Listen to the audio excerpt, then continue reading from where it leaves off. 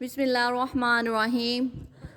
ہمارے گھر میں کوئی نہ کوئی پریشانی، ہر گھر میں کوئی نہ کوئی پریشانی ہے، لیکن اکثر ہمیں بیٹھے بٹھائے کوئی نہ کوئی بہت بڑی پریشانی آ جاتی ہے، بہت بڑی مشکل ہو جاتی ہے، جس کے لیے ہم بہت زیادہ پریشان ہوتے ہیں۔ تو اس کے لیے میں آج آپ کو 4 رکعت نفل صلاۃ الحاجت یعنی کہ قضائے حاجت بتاؤں گی۔ اور لیکن یہ میں نے جس چیز کو یہ نفل بتائے ہیں، انشاءاللہ اللہ پاک کے فضل و کرم سے اس کی جتنی بڑی مصیبت تھی، جتنی بڑی مشکل تھی، وہ دور ہو گئی ہے، لیکن یقین شرط ہے۔ تو آپ یہ پڑھیں گے 4 رکعت نفل نماز قضائے حاجت کی نیت کر کے، لیکن یہ آپ نے 2 کر کے نہیں پڑھنے، 4 رکعت اکٹھے پڑھنے ہیں نفل نماز قضائے حاجت کی نیت کر کے پڑھیں گے، جس میں پہلی رکعت میں سورۃ فاتحہ کے بعد سورۃ اخلاص پڑھیں گے اور 100 مرتبہ آیت الکریمہ پڑھیں گے۔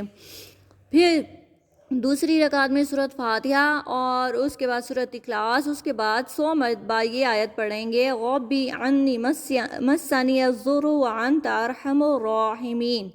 تیسری رکعت میں سورۃ فاتحہ کے بعد سورۃ اخلاص، اس کے بعد 100 مرتبہ یہ آیت پڑھیں گے، وَأُفَوِّضُ أَمْرِي إِلَى اللَّهِ إِنَّ اللَّهَ بَصِيرٌ بِالْعِبَادِ۔ چوتھی رکعت میں سورۃ فاتحہ کے بعد سورۃ اخلاص، اس کے بعد 100 مرتبہ یہ آیت پڑھیں گے، حسبنا اللہ ونعم الوکیل نعم المولا ونعم النصیر۔ لیکن میں پھر دوبارہ کہوں گی کہ یقین شرط ہے، جتنے یقین کے ساتھ آپ پڑھیں گے، جتنی بھی بڑی مشکل ہوگی، جتنی بڑی مصیبت ہوگی، انشاءاللہ اللہ پاک کے فضل و کرم سے آپ کی وہ فوراً دور ہو جائے گی۔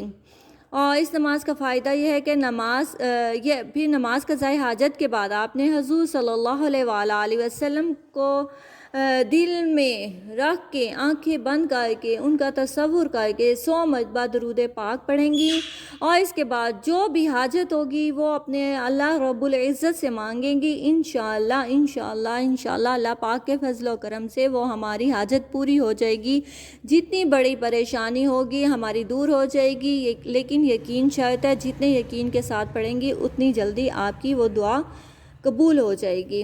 اللہ پاک ہم سب کی مشکلات آسان فرمائے، آمین، جزاک اللہ۔ اور جس نے دعا کروانی ہے، جمعۃ المبارک ہمارے پیاری بہنوں اور ماؤں کے لیے تسبیح نماز کا اہتمام کیا جاتا ہے، جس میں آپ کے لیے دعا ہوگی۔ جس نے آپ دعا کروانی ہو وہ کامنٹس باکس میں بتا دیں۔